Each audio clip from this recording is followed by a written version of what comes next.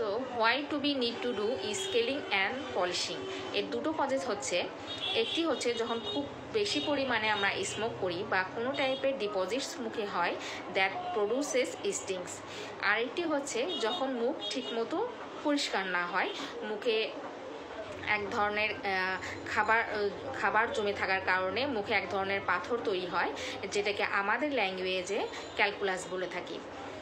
So এই দুটো কারণে যখন মুখে কোনো টাইপের ডিপোজিটস ফর্ম হয়, সেখান থেকে কিন্তু গাম ইনফ্লামেশন তৈরি হয়। আর এই গাম ইনফ্লামেশনটাই এক পর্যায়ে ধীরে ধীরে গামে ইনফেকশন তৈরি হয়ে যায়।